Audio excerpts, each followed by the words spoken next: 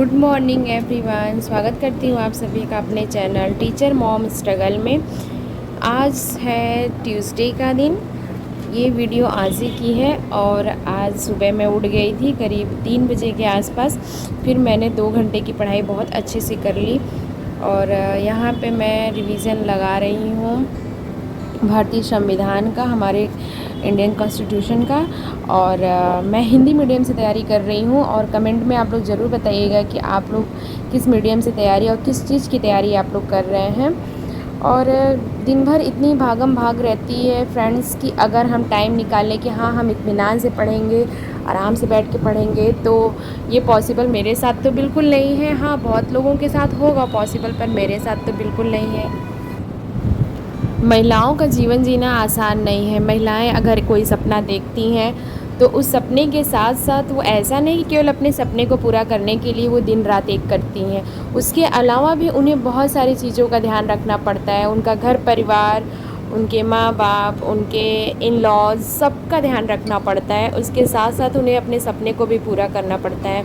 लेकिन हमारा समाज जो है वो पितृसत्तात्मक है, आज भी पितृसत्तात्मक है। मैं ये नहीं कह रही हूँ कि हर जगह, लेकिन जान लीजिए कि सच्चाई यही है। खैर, हमारा देश लोकतांत्रिक भी है तो हमें इस बात पे बहुत डिस्कशन नहीं करनी है। मैं बस इतना जानती हूँ कि महिलाओं को अपना पक्ष रखने का पूरा अधिकार है और आप लोग अपना पक्ष रखा करिए। अगर आप पढ़ना चाहती हैं तो आप पढ़ने के बारे में अपने परिवार को बताइए, उनका सपोर्ट लीजिए। और अगर आप बिज़नेस करना चाहती हैं तो आप बिज़नेस के बारे में उन्हें आप बताइए कि आप वो सब लोग, परिवार के लोग आपको सपोर्ट करें। और इनसे फ़ायदा तो उन्हीं को होगा ना, उन्हीं का मान सम्मान बढ़ेगा ना। लेकिन हम सबकी सोच नहीं बदल सकते हैं, लेकिन हम अपने लिए एक कदम ज़रूर बढ़ा सकते हैं। यहाँ सारा चीज़ होने के बाद मैं, जैसा कि आप लोगों को बताई हूँ कि मैं और मेरे हस्बैंड जाते हैं अपने बाबू को स्कूल छोड़ने के लिए। यहाँ मैं उसको स्कूल छोड़ने आई हूँ, लेकिन यहाँ वो बहुत परेशान हो रहा है क्योंकि उसकी मैम दिखाई नहीं दे रही है, इसलिए वो स्कूल में रुकना नहीं चाह रहा है और रोने लगा था। वापस स्कूल से आने के बाद तो हालत इतनी ख़राब हो जाती है कि जिसकी कोई सीमा नहीं है। और यहाँ पे अर्नव का भी बैग मैं नीचे से लेती आई हूँ और यहाँ पे सारे सामान को मैं रखूँगी। उसके बाद फ्रेश वगैरह होने के बाद, कुछ खाने पीने के बाद, फिर मैं लगूँगी अपनी पढ़ाई लिखाई में। और थकान आजकल बहुत हो जा रही है, धूप भी बहुत ज़्यादा हो रही है, गर्मी बहुत हो रखी है। आप लोग भी घरों में रहिए, ठंडी ठंडी चीज़ें पीजिए, खाइए। हाँ, जैसे लस्सी वगैरह। इस समय मैं दही का सेवन बहुत करती हूँ और मेरे परिवार में सभी लोग करते हैं। तो बस मैं आ गई अपने रूम में। यहाँ पे मैं थोड़ा सा सामान इधर उधर रखा हुआ है, उन सारी चीज़ों को मैं एडजस्ट करूँगी। उसके बाद मैं थोड़ी सी पढ़ाई करूँगी, थोड़ी सी नहीं, करीब मैं 2 से 3 घंटे में पढ़ूँगी। और भाई पढ़ना ज़रूरी है क्योंकि तैयारी उस लेवल पे होनी चाहिए जिस लेवल पे हम जाना चाह रहे हैं, उस लेवल तक की तैयारी होनी चाहिए। और उसके लिए हमें कम से कम एटलीस्ट 5 से 6 घंटे तो डेली के डेली पढ़ने ही चाहिए। जॉब वर्किंग जो लोग हैं उनके लिए इतना तो एनफ है। बाकी और भी अगर वो टाइम निकाल सकें तो अच्छी बात है, लेकिन ये पॉसिबल नहीं होता है क्योंकि भाई बहुत सारी चीज़ें एक साथ मैनेज करनी पड़ती हैं। और बच्चा छोटा होने की वजह से भी काफ़ी सारी चीज़ें दिक्कतें होती हैं।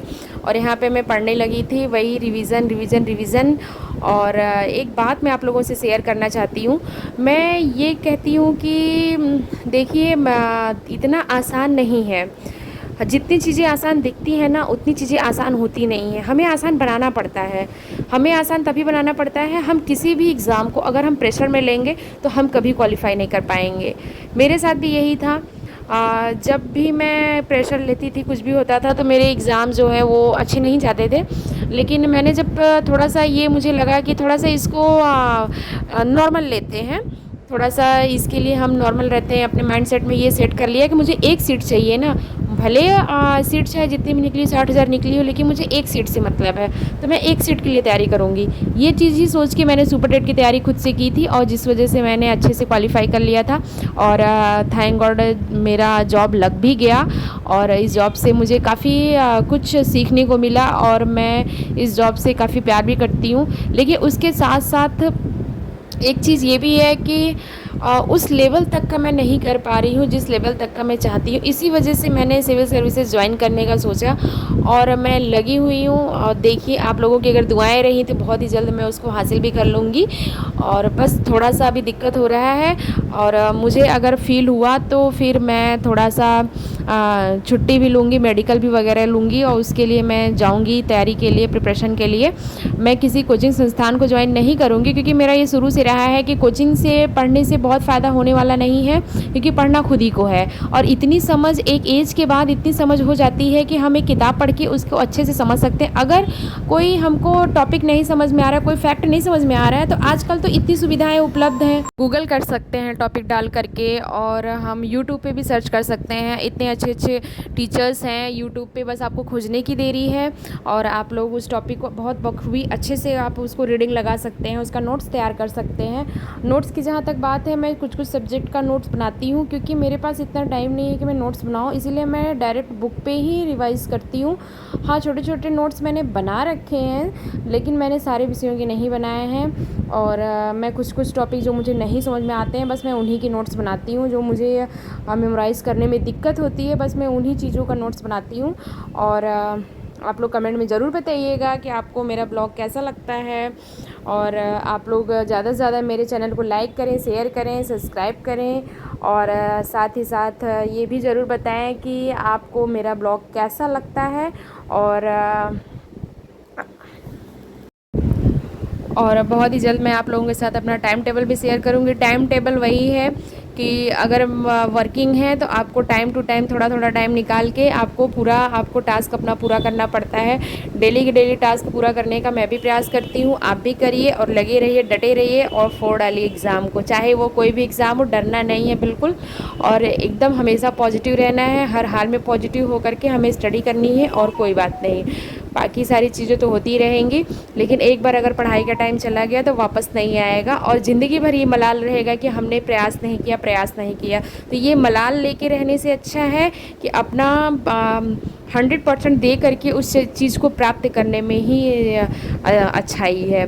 मेरे ख्याल से वो चीज़ अगर हम अचीव कर लें, अपना ड्रीम अगर हम कंप्लीट कर लें, तो हम खुद के लिए भी एक सेल्फ़ रिस्पेक्ट कायम कर पाएंगे, बाकी लोगों की नज़र में भी ये रहेगा कि खुद के लिए अपनी जगह बना पाएंगे। लेकिन सबसे पहला टारगेट ये होना चाहिए कि खुद को कैसे सपोर्ट करें, खुद के लिए क्या करें, ये हमारा पहला लक्ष्य होना चाहिए। जिसमें हमें खुशी मिल रही है हमें वो काम करना चाहिए।